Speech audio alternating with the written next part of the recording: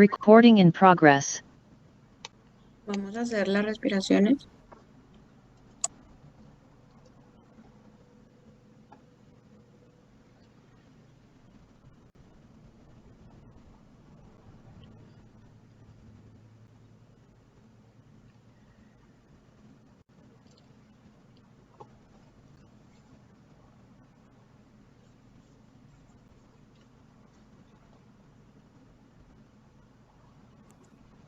Ya puedes compartir ya.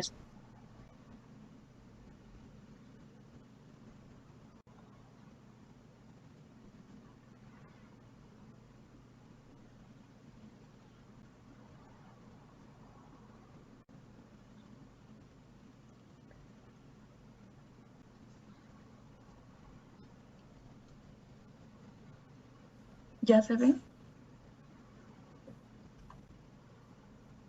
Me sale como que está cargando. Ah, ok.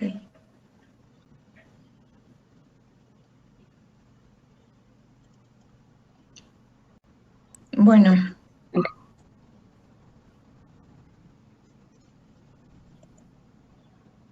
Bueno, nosotros somos el equipo número 4 y vamos a exponer el tema de angiografía digital con sustracción de imagen. El equipo está conformado por Diana Fernanda Ortiz Aguilar, Pamela Jacqueline Guerrero Moreno, Brian Alan Rivas Carrión, Juan Carlos Cortés Sandoval y su servidora Nidia Yasmina Aguirre Fernández. Yo voy a exponer los subtemas de concepto, historia y física. Y para empezar, primero hay que describir qué es una angiografía convencional. Bueno, una angiografía proporciona imágenes detalladas de los vasos sanguíneos y es el método de referencia para evaluar las lesiones vasculares, ya sean estenosis, obstrucciones, malformaciones arteriovenosas, aneurismas, disecciones, vasculitis, entre otras. La angiografía puede proporcionar imágenes estáticas o imágenes en movimiento, a lo que se le llama cineangiografía. Ahora, la angiografía con sustracción digital. Bueno, aquí las imágenes de los vasos sanguíneos se toman antes y después de una inyección de contraste. Y en una computadora se sustrae la imagen precontraste de la imagen postcontraste. Y así las imágenes de las estructuras extrañas o ajenas a los vasos sanguíneos serán eliminadas, aislando únicamente las imágenes de los vasos sanguíneos. Aquí tenemos una imagen que nos muestra una angiografía por sustracción digital. En las primeras dos imágenes es de una vista anteroposterior y en la última imagen es una vista lateral. En la primera imagen o en la figura A se puede mostrar el sistema carotidio derecho sin ninguna alteración. En la segunda imagen o el sistema carotidio se muestra el sistema carotidio izquierdo, pero en la flecha roja nos señala una fístula carótido-cavernosa de la arteria carótida izquierda. Y en la última imagen se muestra una fístula, la misma fístula que en la imagen anterior, y también una dilatación en la vena oftálmica superior. Bueno, continuando con la historia, aquí tenemos algunos personajes muy importantes. En 1896, Hašek y Lindenthal realizaron la primera angiografía en una mano amputada. En 1927 tendremos un personaje muy importante que se le considera uno de los pioneros en el campo de la angiografía y es el neurólogo portugués Egas Moniz, el cual desarrolló la angiografía cerebral como una técnica diagnóstica que por primera vez permitió la visualización de la circulación sanguínea cerebral. Por medio de estos estudios se les inyectaba medio de contraste o líquido de contraste en el interior de las arterias cerebrales y esto pudo reproducir la distribución vascular a lo largo de todo el territorio cerebral. También desarrolló la angiografía por contraste radioopaco para el diagnóstico de distintos trastornos cerebrales. En 1999, el doctor Reinaldo dos Santos, en conjunto con el radiólogo José Pereira Caldas y el cirujano Augusto Lamas, introdujeron la aortografía. También fueron de los primeros en utilizar la arteriografía en muchas de las enfermedades médico y quirúrgicas. En 1953 tenemos otro personaje muy importante, que es el doctor Sven Ivar Sellinger, el cual describió la técnica que lleva su nombre, la cual permitía acceder a los vasos sanguíneos, pero de una manera mucho más segura, por medio de un acceso percutáneo vascular o hacia los órganos, pero de una manera segura. En 1981 aparece la primera angiografía digital, mejorando el estudio y el tratamiento de las patologías vasculares, y en el 2001 aparece la angiografía con sustracción de imagen y reconstrucción tridimensional. Continuando con la física. Primero les quiero presentar un angiógrafo. Este es un equipo médico que utiliza rayos X y otros sistemas digitales para sustraer las estructuras que no son de interés, es decir, que no son los vasos sanguíneos, dejando únicamente visibles a estos vasos para conocer su diámetro, su cantidad, su aspecto y el estado en el que se encuentran. La angiografía por sustracción digital emplea una imagen radiológica procesada por una computadora y desplegada en unos monitores. Estos sistemas digitales de angiografía consisten en un generador de rayos X, un tubo de rayos X, un intensificador de imagen, un detector de panel plano, un sistema de video, una mesa para el paciente, unos monitores y un sistema de registro de imágenes. También tenemos el brazo en C, que es el sistema de rotación y se le llama como configuración de gantry. En un extremo se encuentra el tubo de rayos X y en el otro se encuentra un intensificador de imagen, y este arco se mueve en dirección anteroposterior y craneocaudal. ¿Cómo funciona este equipo? Bueno, lo primero es la introducción del catéter al paciente. Este se introduce por medio de una sonda en la cual se inyecta el medio de contraste mediante un cable guía que conduce el catéter desde la arteria femoral o braquial o desde la vena yugular hacia el área que se desea investigar. Después se acciona el generador de rayos X en el equipo. El tubo de rayos X contiene un cátodo y un ánodo, y cuando la corriente suministrada por el generador fluye hacia el lado negativo, el filamento emite electrones.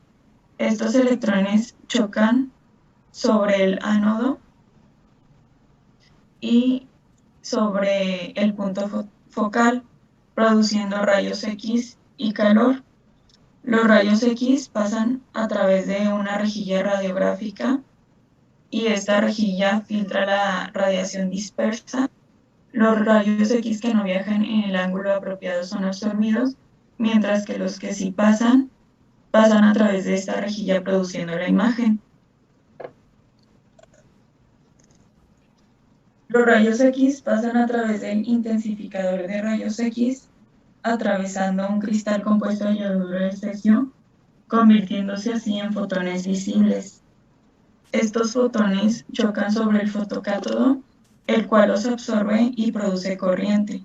La corriente es intensificada por un alto voltaje sobre un ánodo de fósforo y la luz visible es emitida y transmitida al sistema de cámara. Este sistema se encarga de la captación y la conversión de las imágenes y finalmente se puede desplegar en las pantallas. Para finalizar, es importante que describamos el concepto de sustracción de imagen, que esta es la obtención de imágenes sustraídas en tiempo real desde un capturador digital. Después de la inyección del medio de contraste, las imágenes son procesadas por un ordenador que es capaz de digitalizarlas, reconstruirlas e intensificarlas para su manipulación clínica. El ordenador elimina algunos elementos como lo son el hueso, órganos u otros tejidos que dificultan la visualización de los vasos sanguíneos. Esto se basa principalmente en el principio de sustracción convencional, en el cual se superponen dos campos iguales, pero de un contraste totalmente opuesto, neutralizando el fondo y permitiendo así la visualización de los vasos sanguíneos. Y bueno, eso sería todo de mi parte.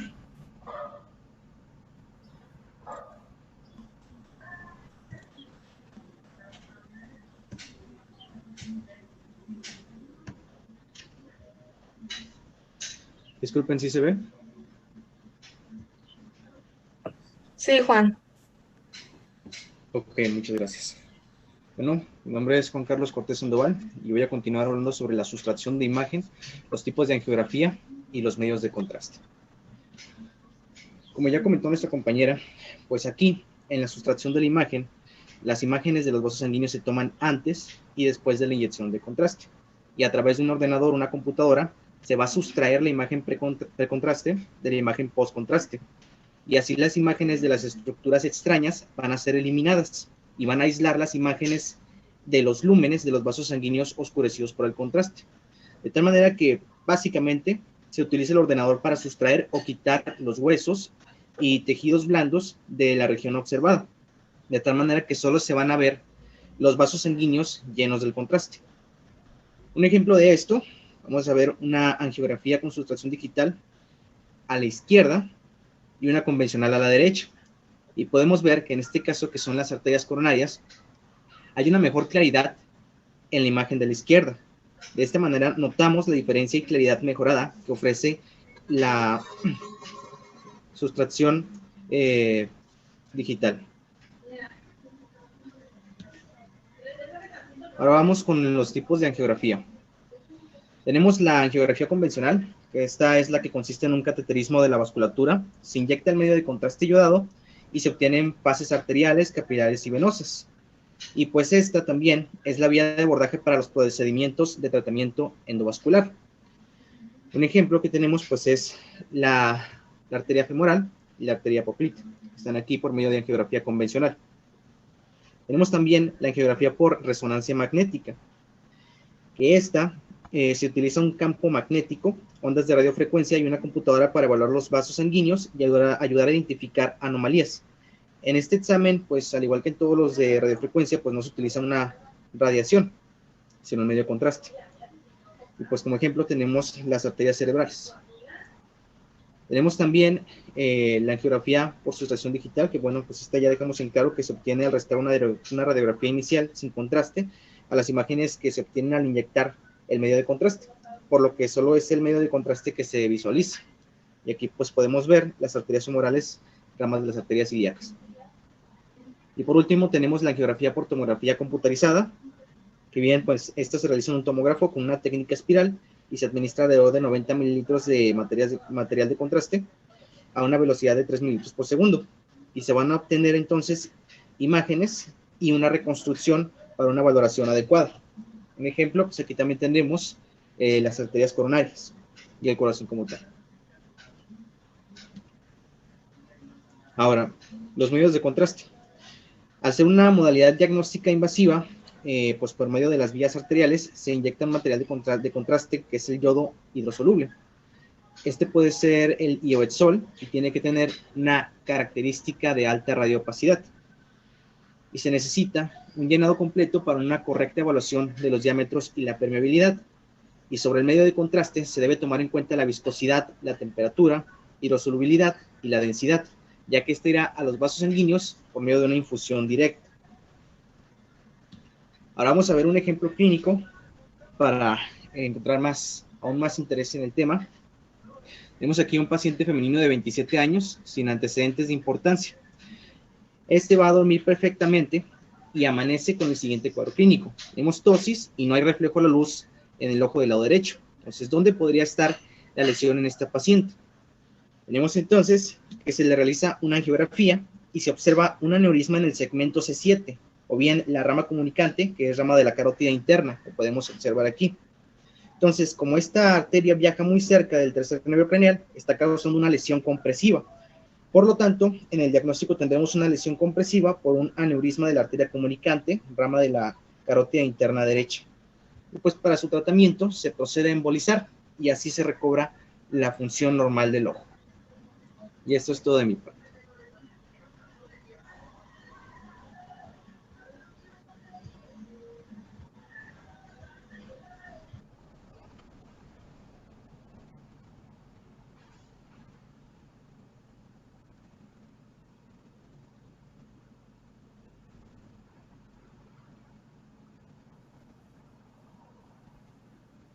¿Me podrían decir si se ve bien, por favor? Sí se ve. Ah, perfecto, gracias. Bueno, yo les voy a seguir hablando acerca del tema. Mi nombre es Brian Alan Rivas Carrión y me toca hablarles sobre la técnica de Seldinger, la arteriografía y la venografía.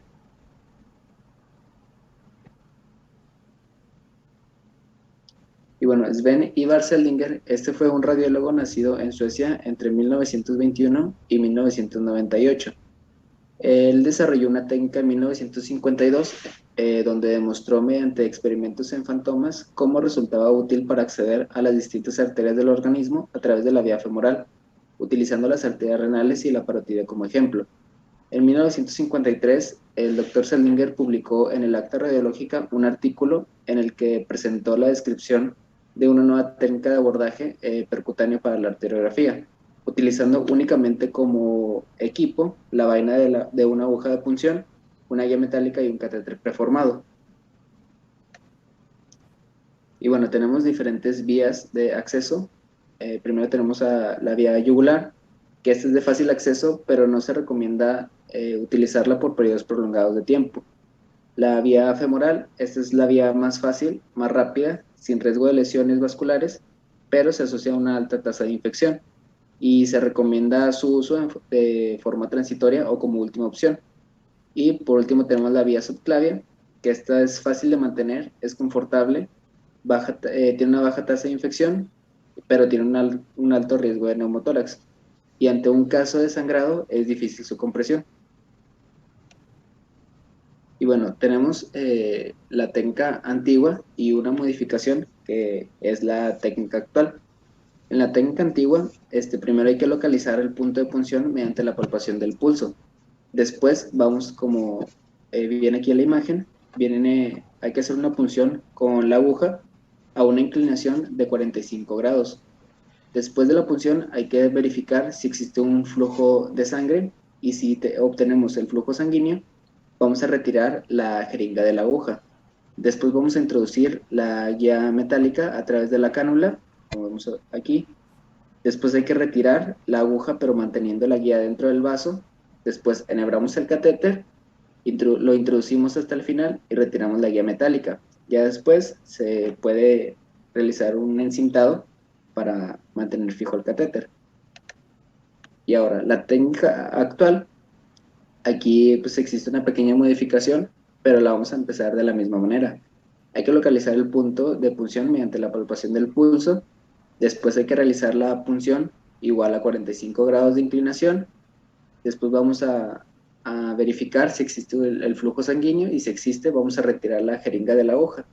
Después hay que introducir la guía, vamos a retirar la aguja y aquí es donde existe la modificación.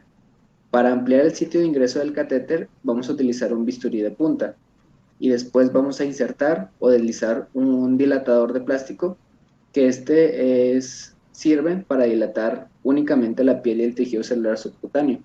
Es importante no avanzarlo hasta el lumen del vaso.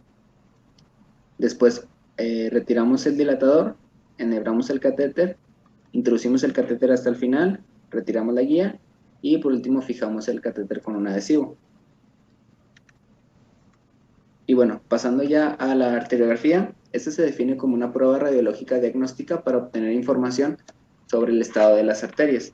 Aquí pues, nos encontramos el primer ejemplo, en donde podemos observar la aorta abdominal, en donde da sus ramas principales, que son las ilíacas primitivas. Y bueno, la técnica consiste en colocar al paciente en la mesa de exploración. Podemos administrar un analgésico local, ya que en algunos casos se va a requerir realizar un corte en la piel para introducir el catéter. Después hay que guiar el catéter hasta la zona correcta mientras observamos por el fluoroscopio. Ahora, cuando el catéter ya alcance la zona de estudio, vamos a inyectar o introducir el medio de contraste. Aquí pues, el radiólogo va a poder observar el contorno de los vasos sanguíneos e identificar si existe algún tipo de bloqueo o alguna otra irregularidad. Esta técnica o este estudio pues, puede variar en tiempo, que puede ir desde menos de 1 hora o hasta 3 horas o más. Muy bien, ahora pasamos a los diferentes tipos. Tenemos la arteriografía aórtica. Aquí, pues, si me siguen con mi cursor, podemos ver el callado de la aorta, en donde esta se vuelve torácica. Y pues, también podemos observar aquí la arteria, la subclaviidad izquierda. La arteriografía cerebral, aquí pues podemos observar gran parte de la vasculatura cerebral. La arteriografía coronaria, aquí podemos observar las arterias coronarias. La arteriografía de las extremidades, aquí pues observamos la de la extremidad inferior, del miembro inferior. Y aquí observamos la ilíaca primitiva, en donde da sus 2 ramas principales, que son la ilíaca interna y la externa. La arteriografía fluorescente, que esta es utilizada principalmente en el ojo. Esta es una arteriografía de la retina. La arteriografía pulmonar, aquí pues, podemos observar la vasculatura de los pulmones. Y la arteriografía renal, aquí podemos observar pues, la arteria renal, las arterias segmentarias, etc. Existen diferentes vías de acceso, que son la femoral, la humeral, la radial, la yugular y la subclavia. Y bueno, pasando ya directamente a los tipos de catéter, tenemos al catéter diagnóstico, que este es un utensilio médico que permite la entrega de contraste a un sitio seleccionado del sistema vascular específico del cuerpo mediante el uso de una guía. Aquí pues podemos observar los diferentes tipos y casos en donde los podemos utilizar, con su nombre.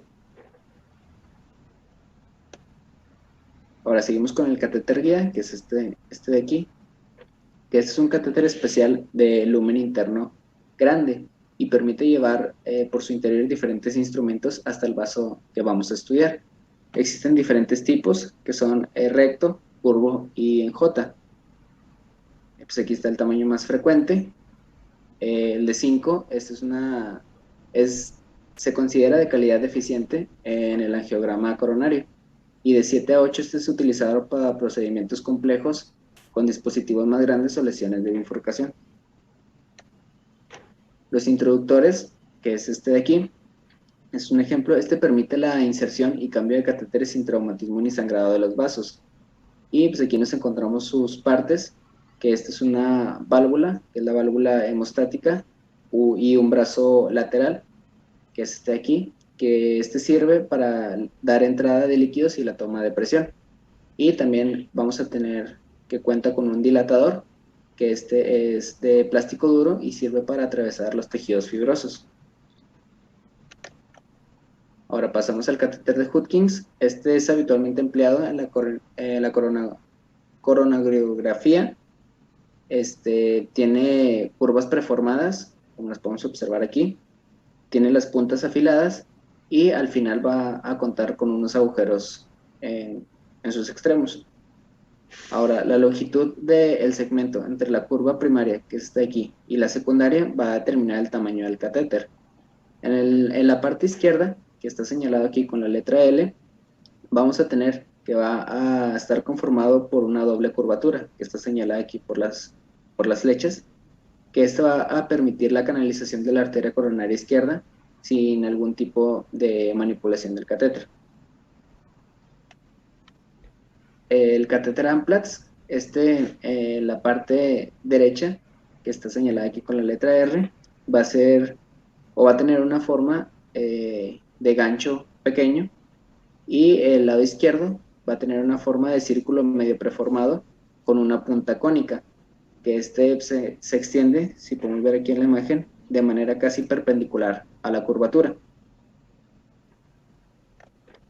Ahora pasamos al catéter de pigtail, que este también es llamado cola de cochino, y este es un catéter utilizado para la ventriculografía. Este catéter va a contar con de 4 a 6 agujeros en su parte lateral y uno distal, y va a tener una punta cónica preformada con un círculo completo casi de 1 centímetro. El catéter multipropósito, este es un catéter suavemente curvado con un orificio extremo y, como vemos aquí, 2 orificios laterales colocados cerca de la punta, que es cónica. Y este sirve para la canulación coronaria izquierda, derecha y la ventriculografía izquierda. Ahora, pasando a la venografía o flebografía, este se define como un estudio radiológico que utiliza una inyección o un catéter para aplicar un medio de contraste para demostrar así el flujo de sangre por las venas. Y esta es la técnica. Aquí consiste en primero marcar el lugar en donde existe pulso. Hay que recostar al paciente sobre la mesa de rayos X, limpiar el área, colocar una vía intravenosa, inyectar el medio de contraste y por último pues tomar las radiografías. Ahora pasamos a los tipos. Tenemos la tipo ascendente, que aquí este se utiliza para mostrar la ubicación de una trombosis en las venas profundas. Este sirve pues para dar lugar a una presencia, o si existe una presencia de coágulos sanguíneos en las piernas. Como podemos observar aquí en la imagen, aquí existe la presencia de coágulos. La de tipo descendente, esta mide la función de las válvulas de las venas profundas. Aquí en la imagen está señalada con estas flechas una trombosis en la vena femoral. Y por último tenemos a la venocabografía, que esta sirve para evaluar la función de la vena cava inferior. Y aquí en la imagen, señalada con el círculo, observamos un caso de una restenosis en el centro ilíaco derecho. Y pues ya sería todo de mi parte. No sé si existe alguna duda.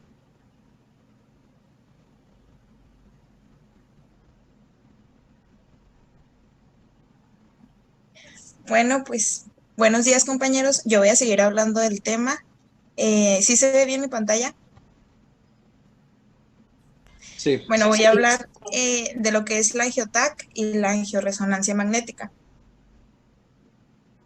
Vamos a empezar con lo que es la angioTAC. Esta también es llamada angiotomografía o angiografía por tomografía computarizada.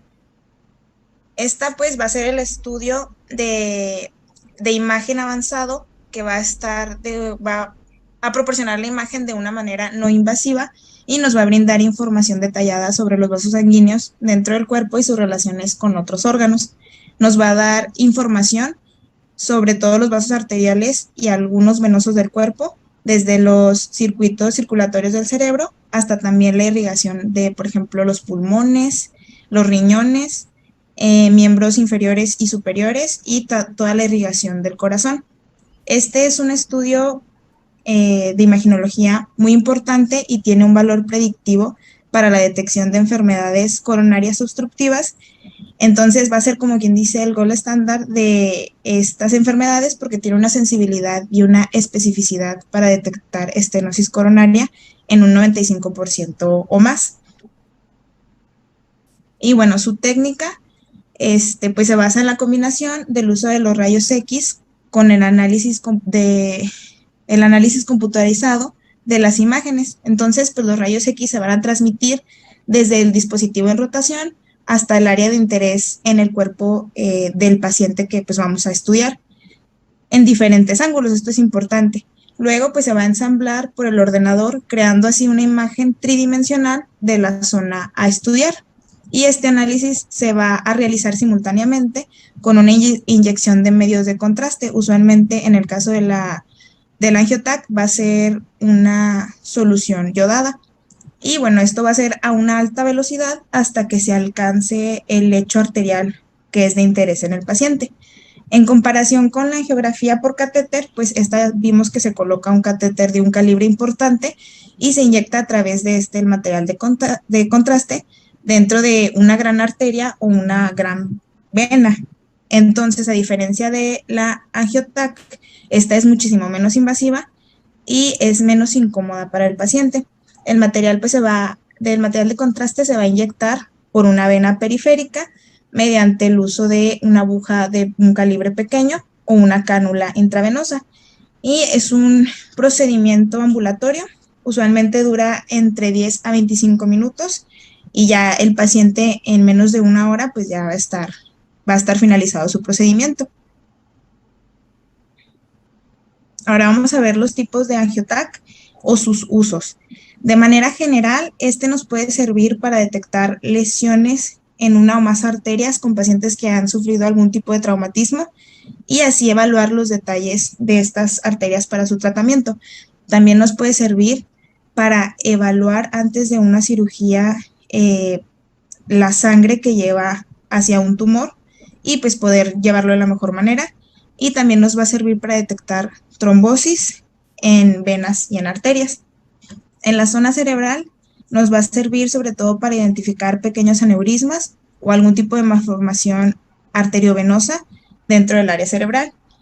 Y bueno, en la parte del cuello, pues también nos va a servir para visualizar sobre todo las arterias, tanto las carótidas como las vertebrales, para encontrar algunas causas posibles a síntomas neurológicos y pues para descartar también o visualizar lo que es una posible estenosis de la arteria carótida o una ateroesclerosis de esta misma.